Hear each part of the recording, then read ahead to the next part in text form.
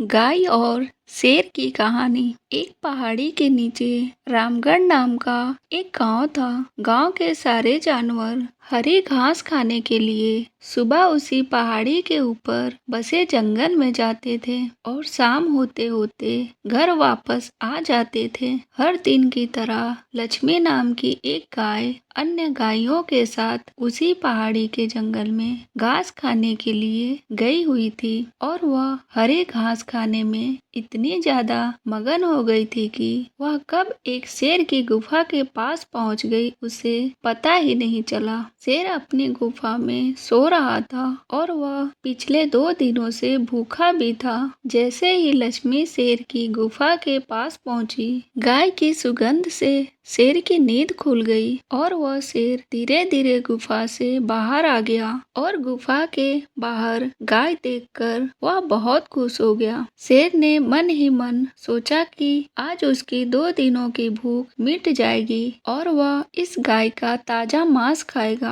और यह सोचकर उसने एक तेज दहाड़ लगाई। लक्ष्मी शेर की दहाड़ सुनकर डर जाती है। जब वह अपने आसपास देखती है तो वहाँ दूर दूर तक उसे कोई भी दूसरी गाय नहीं दिखती। जब वह हिम्मत करके पीछे मुड़ी तो उसके सामने शेर खड़ा हुआ दिखाई दिया। उस शेर ने लक्ष्मी को देखकर फिर से दहाड़ लगाई और लक्ष्मी से कहा, मुझे 2 दिनों से कोई शिकार नहीं मिला था, मैं भूखा था। शायद इसीलिए भगवान ने मेरा पेट भरने के लिए तुझे मेरे यहाँ पर भेज दिया है। आज मैं तुझे खाकर अपनी भूख मिटाऊंगा। शेर की बात सुनकर लक्ष्मी डर जाती है और वह रोते हुए शेर से कहती है, मुझे जाने दो, मुझे मत खाओ। मेरा एक छोटा बच्चा है जो अभी सिर्फ मेरा ही दूध पीता है और उसे घास खाना अभी तक नहीं आया है। लक्ष्मी की बात सुनकर शेर हंसते हुए कहता है, क्या मैं अपने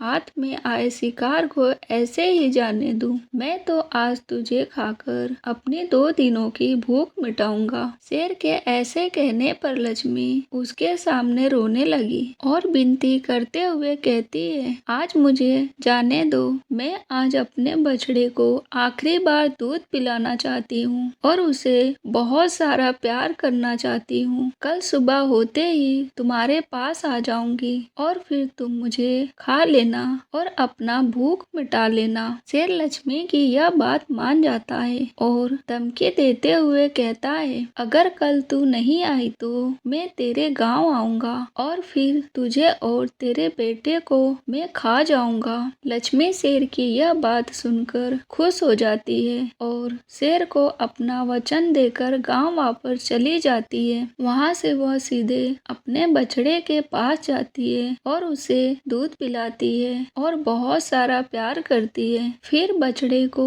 शेर के साथ हुई सारी घटना बताती है और कहती है कि उसे अब अपना ख्याल खुद ही रखना होगा और वह कल सुबह होते ही अपना वचन पूरा करने के लिए शेर के पास चली जाएगी। अपनी माँ की बातें सुनकर बछड़ा रोने लगता है। दूसरे दिन सुबह होते ही लक्ष्मी जंगल की तरफ निकल जाती है और शेर की गुफा के सामने पहुंचकर शेर से कहती है, अपने वचन के अनुसार मैं तुम्हारे पास आ गई हूँ, अब तुम मुझे खा सकते हो। गाय की आवाज सुनकर शेर अपने गुफा से बाहर निकल जाता है और भगवान के अवतार में प्रकट हो जाता है। शेर लक्ष्मी से कहता है, मैं तो बस तुम्हारी परीक्षा ले रहा था, तुम अपने वचन की पक्की हो, मैं इससे बहुत खुश हुआ। तुम अब अपने घर और बछड़े के पास वापस जा सकती हो। उसके बाद वह उस गाय को गौ माता होने का वरदान भी देता है। हमें जान की बाजी लगाते हुए भी अपने दिए हुए वचन को पूरा करना चाहिए। हेलो, आगे और भी ऐसी कहानियाँ देखने के लिए प्लीज मेरे चैनल को सब्सक्राइब करें। बाय।